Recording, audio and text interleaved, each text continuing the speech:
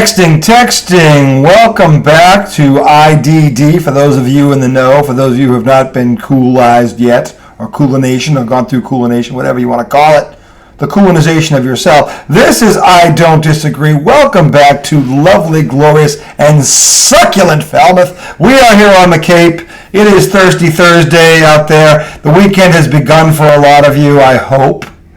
We are back. I am RJ, the not-so-great Miliaccio. This is my partner in crime. Actually, my partner in crime, Tom Izzo, is not with us yet. We'll be back. But if I can't have that guy, I can't think of a better guy to have than this man, my brother from a not-so-adjacent mother. Mr. Please Me, this is the man in the world, Mr. John McCosh, the host with the most, the least with the least, whatever you want to call him. He is here. He is here tonight to talk Celtics, Red Sox, or shit Sox, for those of you in the know, and Patriots, as training camp started just yesterday.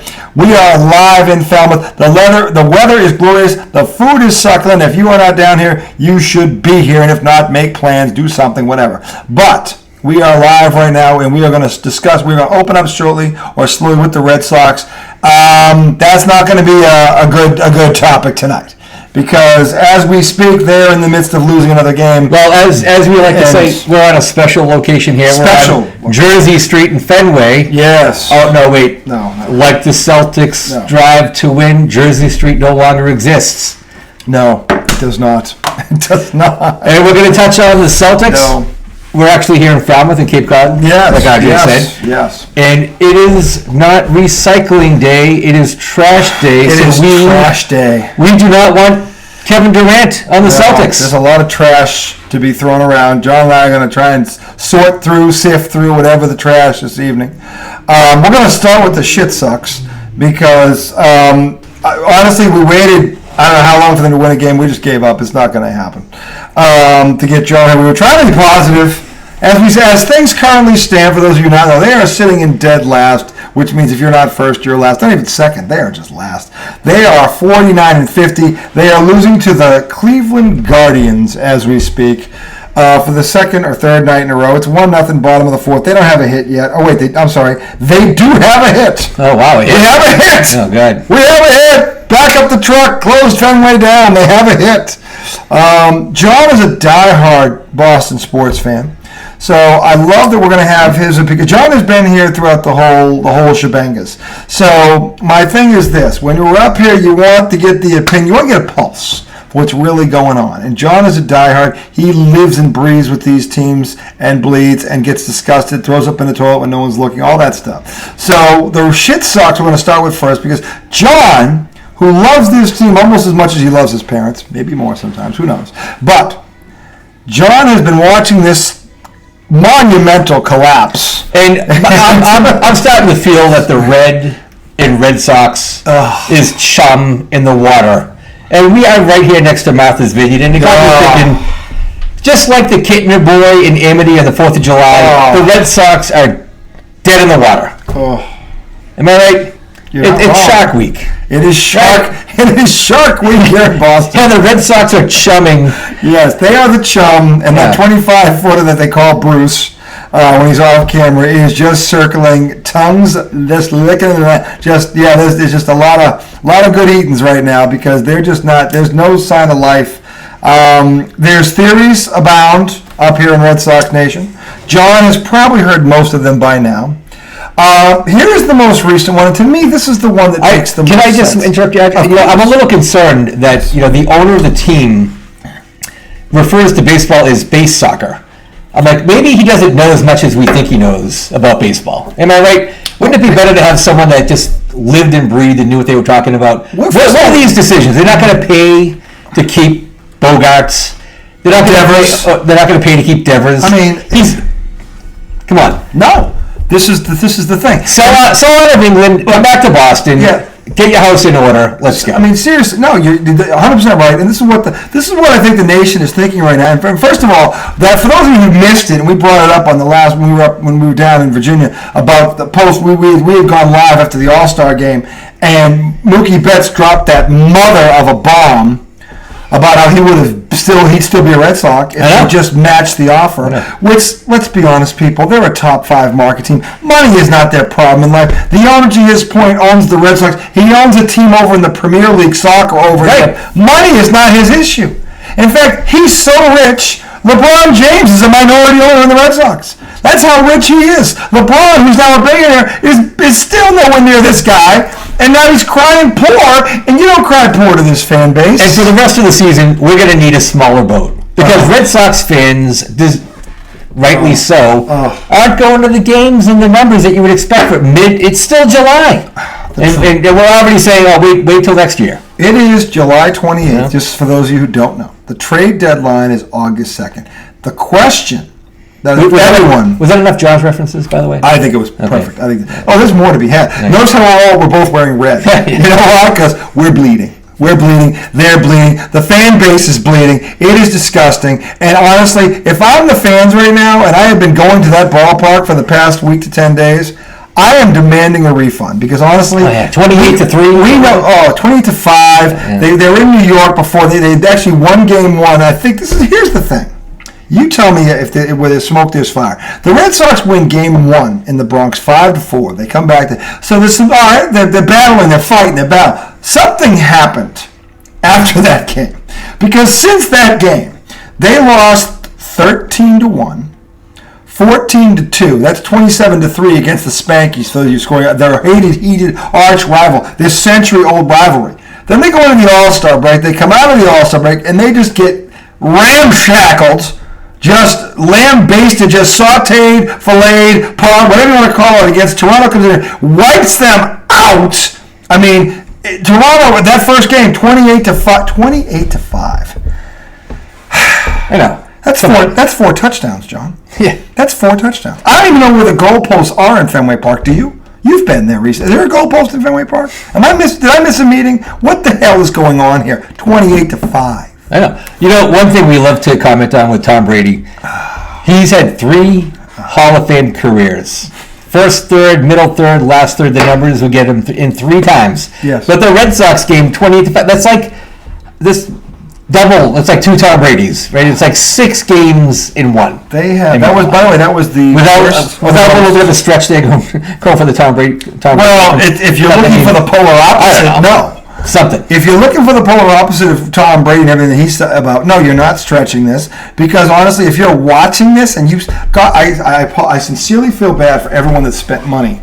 That has spent money to go to that ballpark over the past week to 10 days because you've all been robbed.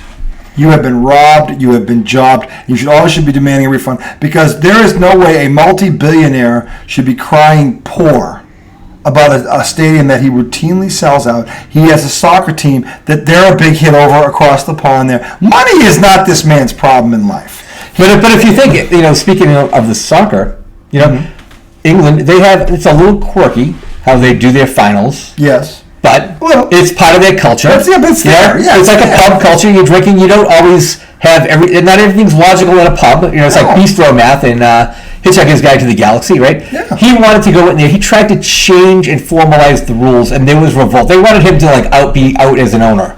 Now we're starting to feel the same way here in Boston. I mean, come on. You've had the pieces. Just lock it down and go forward. I think. The problem here is that because you hear this throughout baseball, especially baseball, you want homegrown players that you develop out of your farm system. Okay, Mookie Betts is gone. They wouldn't match the offer. By the way, that was a joke. Mm-hmm. We offered 10 years, $300 million. The Dodgers offered 12, $365, and Mookie Betts looked into a camera and basically said, "If they had matched it, I'd still be there." Duh, like he said it like that. And clear communication.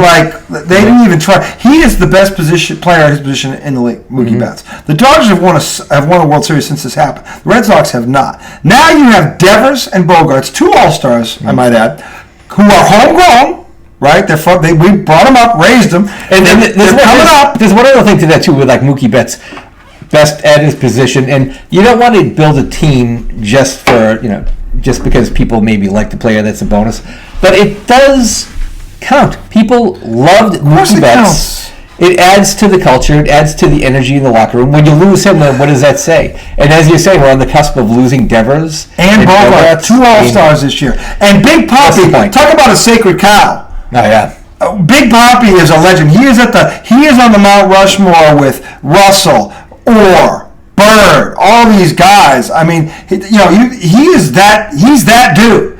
And he's come out and said you need to pay these guys, and they're sticking their feet in the mud. They're not, this Crimea River crap about how they got to pay other people. No. You pay the guys who you brought up through the system, who have done exactly what you hoped they would do, which is become Major League All-Stars. They're in their prime. They're nowhere near the age of 30. This is a no-brainer. Yeah. And after you let Mookie Betts go, you can't make this mistake twice. And the fact that they're dragging their feet on this, and by the way, here's the theory that got floated this week, John. You and I talked about this off the air, about how the team, and maybe even the manager, have gotten wind of the fact that they don't think they're going to pay these two. Yeah. They're tight, because this is the thing. That Yankees game where they won 5-4, since that game, they have been atrocious. They have got one win. I think they're one of their last 8, and none of them were close, really. None of them. Okay, and the one they won was that was a miracle. They even like a baby treats a diaper. That's literally, what they do over there. I mean, so there's look, where there's smoke, there's fire. I have no one down there telling me this, but if you know and you're in that locker room that they're not going to pay 2 of your 3 All-Stars who they brought up through the system, what would you be inclined to do? When they're a top 5 market team, money is not their problem. This is you become, as much as I hate to quote Michael Felger on this, I hate it. It makes me want to throw up my mouth. Actually, let's not quote. Well, he said Tampa Bay North. Well, if you think about what the Rays, how they manage he's not that far off. Yeah. He's really not. If this comes to fruition, which I hope it does not, I hope that the powers that be, and I hope that Big Poppy, when he goes to Fenway for the ceremony after he gets enshrined into Cooperstown, they lay an egg, they get their ass blasted again, 8-3. Okay, on the night they freaking honor Big Poppy, a guy who helped end the curse, a guy who put the Yankees down. That guy, to me, he's a legend in this town. He's never going to buy a meal or a drink again if he shows up in Boston. At least he shouldn't. Okay, and when he speaks, people need to listen because he has a track record for success.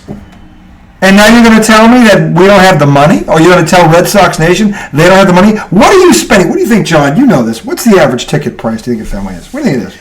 Well, out there. It costs $900 to go to lunch with 2 people these days, no matter where you go. So who can even say? I mean, it's a moving target, the prices. But, it's more than just the price of a ticket. You go in there for the whole experience. Yeah, of course, price, not the price doesn't matter. Of course it matters. But they're willing to pay it. Yeah, they're willing. People want the experience. They want the fun. Yeah. You live in Boston. It's not the least expensive town in America. So, people want to support their team. They want a premium team for a premium market. And I'm not trying to say we're better than anybody else. No, but you want a team that can compete. Yeah, exactly. I mean, you don't want to show up if look at. Let me ask you a question. Well, you're a consumer like I am. If you know that team can't compete, are you more or less inclined to spend the money to go watch them play? Well, even beyond that, I remember, I don't know, maybe it's like 10 years ago now. I think it was the Arizona. They had like swimming pools in like the outer bleachers. You could buy tickets for that. Mm-hmm. People were going there to swim, and they were giving them like instructions of like the rules of baseball. Boston is not that market. We only have so many nice days a year. Arizona's got 360 of them nice days a year. Yeah, even so those people are not they're not baseball fans the way Boston is. So you want to cater to your market, and that means put the product on the table. People are willing to pay. We've already given you our money and our loyalty. It's up to you to return the favor. Well, to keep us there. Yeah, exactly. Because honestly, if you're spending that kind of, I remember when I had season tickets to the Patriots. Now again, this was back in the early, from the 90s into the 2000s and into the Brady era, and I had tickets through 2007. And I was spending, that was a $300 day. Oh yeah. Okay? With parking, with the tickets, $7 a beer. You buy a hot dog, you buy a sausage, that's not $10. $300 That's 8 Sundays. And the reason I stopped being a Pats fan, or not a fan, I'm still a fan, but I closed out my season tickets was because Robert Kraft, in his infinite wisdom, because he knew people would do this, after they lost Did you say his impotent wisdom? Infinite wisdom. It sounded like you said his impotent wisdom. But either one would work right now because he's the one. He also let Brady go. But bottom line is, he raised ticket prices after We stayed with that team through Spygate. Mm-hmm. Those fans are, and I'm one of them, stayed loyal to that team all the way through, and they lose on a ball glues itself to a helmet. Okay, you get bad luck. Things happen. Okay, you could have been 19. If it's not the same, we didn't drop the ball, it wouldn't even matter. That's a whole other story. But the bottom line is, okay, your reward to that fan base is to raise ticket prices. Yeah. Let me after all that, two related remarks here. I went to the Patriots-Rams Super Bowl in Atlanta with my wife. So 2 things about pricing. Arthur Blank, Mercedes Stadium. We went in. So we're early. We flew down for the Super Bowl. Of course, you're going early. We went to the combine thing and all the fun. Yeah. And then when it came to the Super Bowl, I'm like, well, we're not going to be late. Well, let's check out the stadium. We're there. We were one of the first, 10% of people there. Mm-hmm. And let's just buy some stuff and we'll just walk around, just take it in, see what's what. Yeah. We're playing Bill Belichick. I'm like, I wanted to know what is the draft of the opening in the ceiling when they open up the dome a little bit, right? So we go in, we order a decent order, a couple of drinks, couple snacks, something to throw in the bag as we're walking around. Yeah. $12. And I just said, all right, I'm an honest guy. I'm like, sorry. You spent $12 for all of that? Yeah. I told the guy at the concession stand, I'm like, oh, I'm sorry. I was a Boy Scout. The Super Bowl? Yeah. I said, this is for both of us. Are you hearing this, America? Are you hearing this, Boston? The guy started laughing. He's like, we hear this all the time. It would have been at least $45 at Gillette, right? Now, Arthur Blank, he lowered the prices, and now what happens? People go to the stadium to get their concessions instead of just bringing it home. Yeah, bringing it in. You can afford to go to the game, and there's something to be said for that. And I'll tell you one other thing too. At this combine action that they had, it was just this incredible setup. It was so much fun. We went in, and I saw one of the companies that makes the actual NFL footballs, and they were making them on site. And we would just happen to strike up a conversation with a guy about the gas law. And the ideal gas law. The ideal gas law. For those of you at home that still think Tom Brady cheated. I know. Moron. And I'm sure you're tired of this, everybody else. This new sounds like 100 years old. Yeah. But I will say, so first of all, my wife is very charming, and she's kind of disarming and charming. And so Miss Wheelchair USA, for those of you scoring at home. That's a fact. Miss Wheelchair America 2008, yep. Yeah. And by the way, this podcast is sponsored by Lightflex Studios, if I may say. It's my photography, videography company, Lightflex Studios. But I asked the guy about it, and he was not a Patriots fan. He wasn't from the area, but he said, no, that is not, none of that is true. Like the footballs and the ideal gas law is real. And he explained it technically, and I said, oh my God, I said, can I actually get you to say that on tape to my wife and just back up the whole conversation? Yeah. And I actually wanted to just give it to this guy before he even had this. The guy who's not afraid to read a book without any pictures in it? Yeah, that would be me. Who read the law when I looked this up and realized that there's no way how Tom Brady, who has all these things to do as an NFL quarterback, did not sneak into a room and start going, psst, psst, psst, psst. Didn't do that. And so he agreed. He backed up the conversation. I got it on tape on my iPhone, the entire thing. I was like, wow. And he was in no way with any favor with the NFL at all. He was like, no, it's ridiculous. It's a witch hunt. They did not deflate the balls. It's all natural.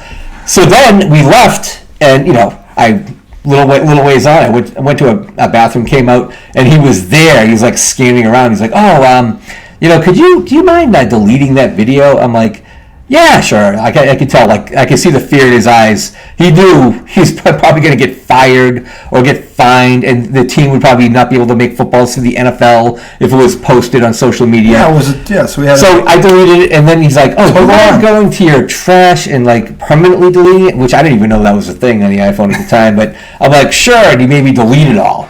So this was, something potentially damaging and libelous. Well, I don't know if it would be libelous. It was the truth. Well, but it's the truth. But he wanted it deleted, and I'm like, this is before cancel culture was even decided as it is now. We don't delve But into they did say though that he was like, the guys who make the footballs said no, the NFL is wrong. So there you go.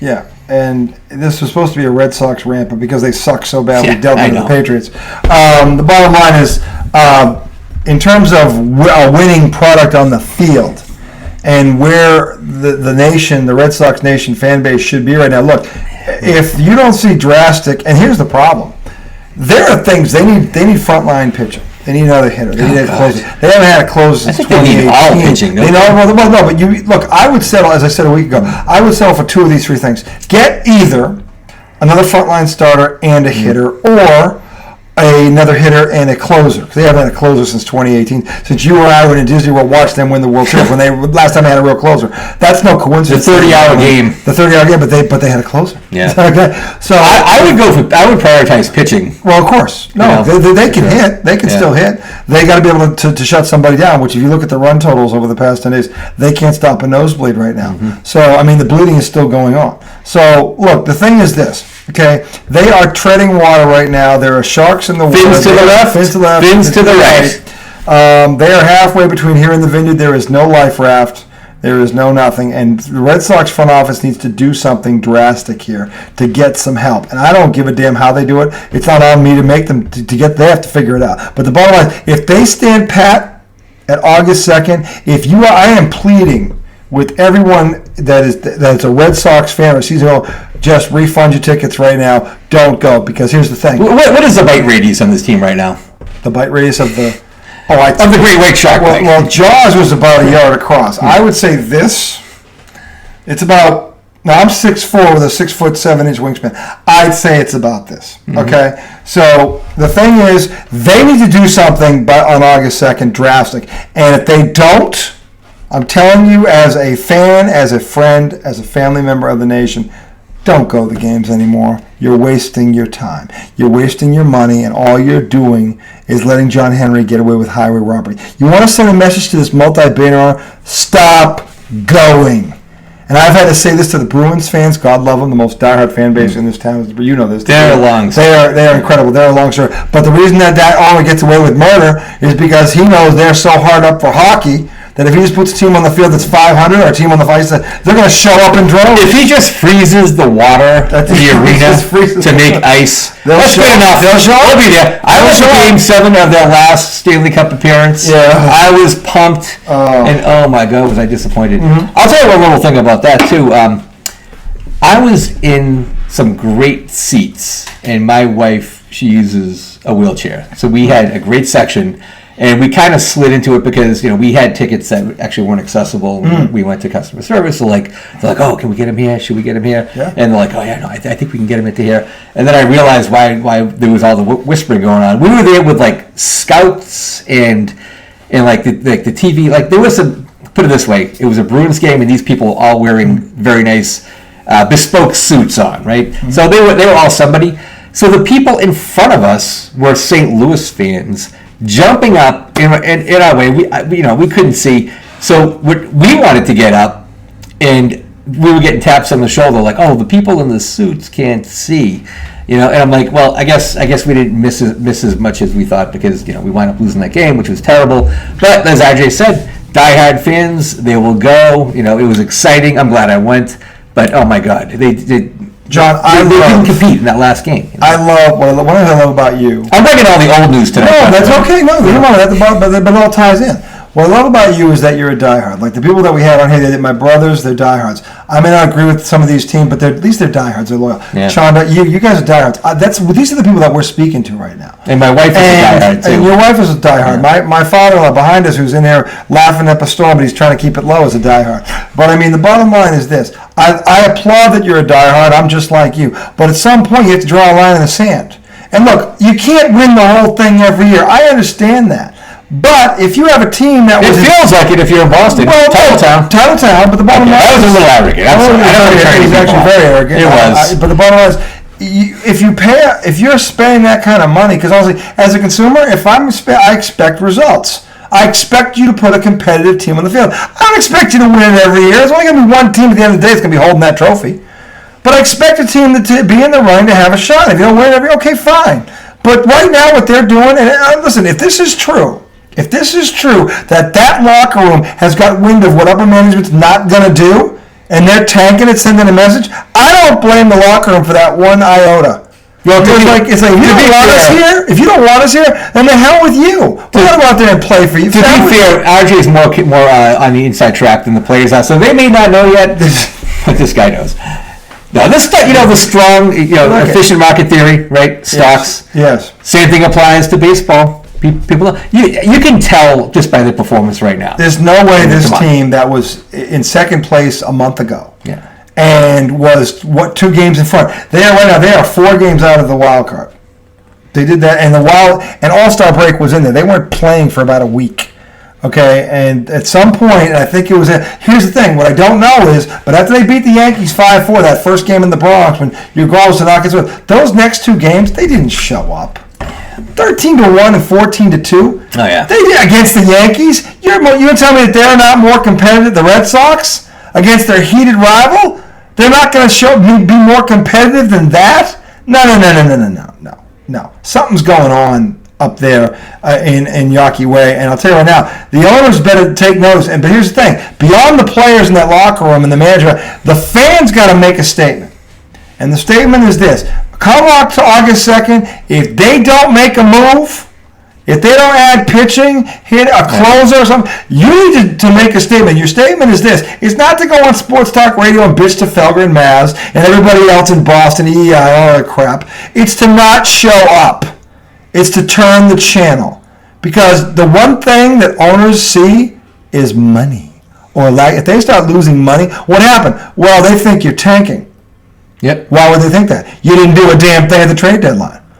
You're in the wild card race. You have 3 First of all, how do you have 3 All-Stars on your roster right now? Because they currently do. Because they had 3 that made the All-Stars, and you're not competitive. I know. Who's buying that? I know. Nobody's buying that. This is Boston, baby. They're not stupid up here. In fact, they brag about their intelligence. And what they're going to do is go, oh, really, John Henry? You think we think you're poor? Here, John. Yeah, we're poor too, John. We're going to do something else with our money.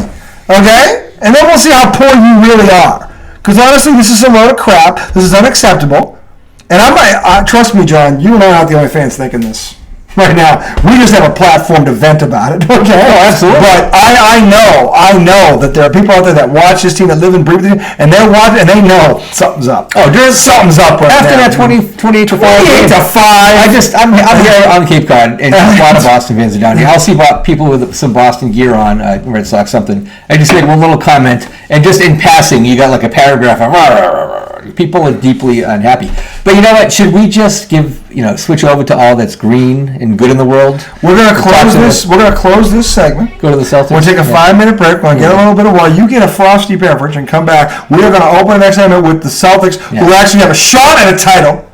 And we're gonna dive into this Kevin Durant bullshit. We're gonna nip this in the bud right now. We're gonna send a message that I know people are saying the same thing. But you guys take a break. John's coming back with me. We're going to switch on. We're going to put all green on. We're going to just get rid of all this misery, okay? Because screw them. If John Henry doesn't want to do anything, well, you know what, John Henry? We're going to talk about you anymore. We've said our piece, and you better do something to come out in a second. We're going to come back next time. We're going to talk about the Celtics, Kevin Durant, yay, nay, ixnay on the unray, whatever. Jalen, way downtown, Brown. Jalen, we love you. We're going to give you some love when we come back. And honestly, for that man to feel the way he feels, something's going on here, and we're going to fix it. We're going to start the healing process, because Jalen Brown needs to stay, and Kevin Durant needs to go somewhere else, anywhere else but Boston. We will be back shortly. Get that beverage, get that dessert. We will see you on the other side.